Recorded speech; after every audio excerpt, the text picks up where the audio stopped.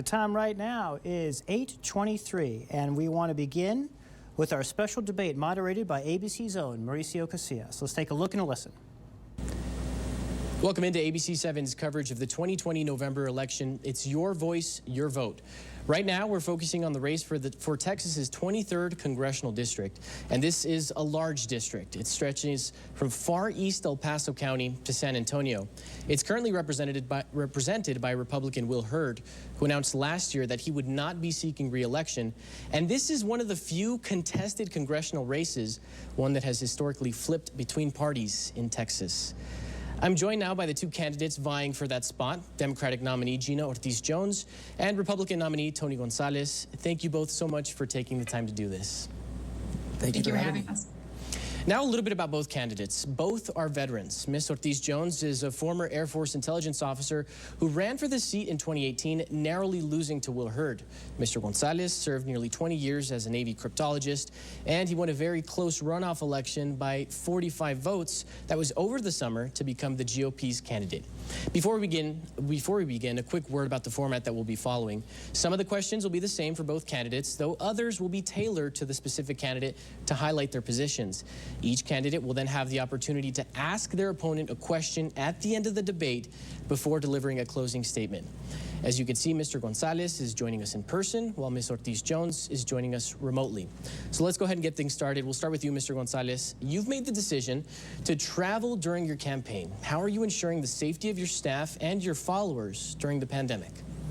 Yeah, so running in District 23, it's difficult because there's a lot of terrain to cover and the people are very different. It's important that we have a representative that shows up. So for us, you know, we use hand sanitizers, we use our mask, we social distance, but the people deserve a representative that's going to show up every day. Thank you for hosting today. You know, I've spent the past 3 days in El Paso County. You know, I was just in Socorro, Clint, Tornillo, Horizon City, and elsewhere. It's important, if you're going to know the issues that are at hand, that you talk to people, right? And the issues vary. It could be anything from, you know, from reopening the border safely to water, you know, that farmers and ranchers deal with, to health crisis and everything in between. This district deserves more than a virtual representative. Okay, Ms. Jones, you've decided not to travel and haven't visited El Paso since the pandemic began. So are remote appearances enough to connect with and learn from local voters? Well, good morning, and thank you for having us. Look, I worked in national security for almost 15 years, working to protect our economic and our national security. So now I know how exactly how important it is that we listen to experts so we can get this pandemic under control so people can get back to work. My opponent, unfortunately, has been campaigning in person, indoors, maskless for months. Just yesterday, when El Paso had a record number of cases, he was seen campaigning indoors, in person, without a mask.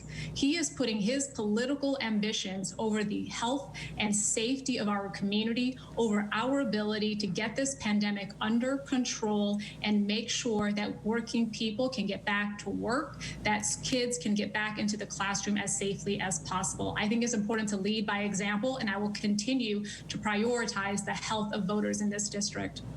Mr. Gonzalez, your response to that? I'll show my mask one more time.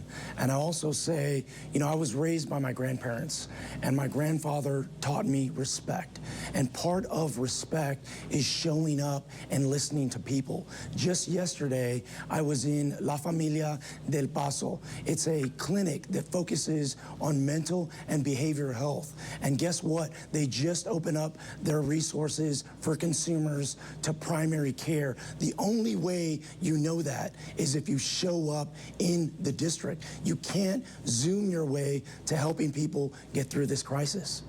Ms. Ortiz-Jones?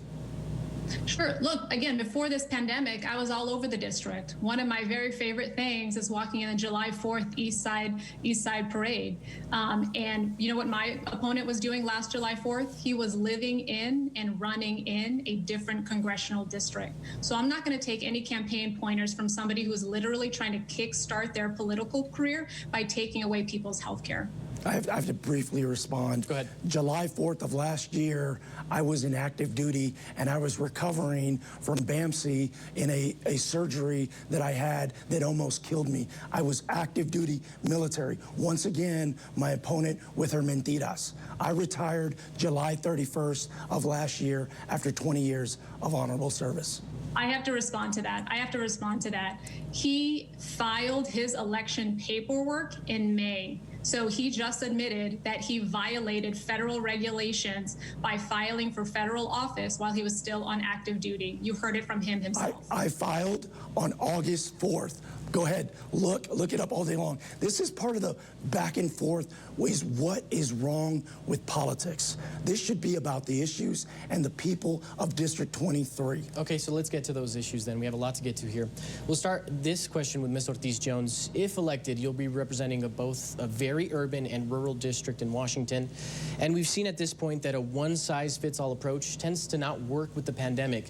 So what will you be advocating for in Washington to protect your constituents, especially in these rural parts of El Paso County and far west Texas? Absolutely. Look, there are 29 counties in this district. All of them are as important as any other. And the number one issue I hear about from voters is access to quality, affordable health care. 18 of the 29 counties have 3 or less doctors. 3 counties have no doctors. Healthcare is so personal to me. It saved my mom's life when she was diagnosed with colon cancer. Thankfully, she had good health insurance. It saved her life. I want to make sure all families have that same fighting chance. You know, you're going to hear a lot today because my opponent will literally say anything, do anything if he thinks it'll help him get to Congress. But this is what it comes down to. Healthcare is the number one issue in this district, and my opponent wants to take it away. He supports eliminating, that's his word, eliminating the ACA and its protections for people with pre-existing conditions. So COVID-19, hypertension, cancer survivors like my mom. I have a plan to lower the costs, expand access to healthcare. My opponent does not. That is what this election is about. Okay, Mr. Gonzalez, I'll ask you the same question. If elected, what would you advocate for in Washington to protect the rural parts of your district? So I was in Socorro yesterday, and you know, I've been to El Paso County 6 times in the last several months. And my previous visit, I met with Maria, and Maria is a U.S. citizen. She lives in Juarez, and she works in Socorro as an executive assistant. And Maria has to get up 2 hours early in order to make it over that bridge. She works a full day. She has to add an extra 2-hour commute to get home. That is unfair. We have to safely reopen our borders for economic purposes. We have to safely get back to church, safely get back to work, safely get back to school. Those are the things I will advocate for. The only way you know that is if you show up in the district and be respectful of the people that you are trying to represent. Okay, Ms. Ortiz-Jones, your chance for a rebuttal. What the people of this district deserve is somebody who's going to fight for their health care. You know what would make her commute even longer is if we wasted resources like my opponent wants to do by investing in a $15 billion border wall. But more importantly, as families are hurting right now, they need help. They need help. I support working families getting more help during this pandemic and economic crisis. My opponent, when he was asked this question, he said, we can't give any more money to working families. That'll mean they just stay at home and work and watch Netflix. That is so insulting to working families that need help right now. And the best way that we can help them is to get this pandemic under control so people can get back to work. Mr. Gonzalez. I'll ask one more time, please. Ms. Jones, stop with the mentiras. Look, for me, I've on record saying I support a second stimulus package because people are hurting, right? People are hurting. They're just trying to survive. Whether you're in rural Texas or whether you're in urban Texas, everybody, their families, their businesses are just trying to survive. This shouldn't be about, are you a Democrat or you're a Republican? This is about, are you an American? And how do we protect everybody? And that leads into my next question for you, Ms. Ortiz-Jones. What's your plan for helping those business owners who've been decimated economically by this pandemic?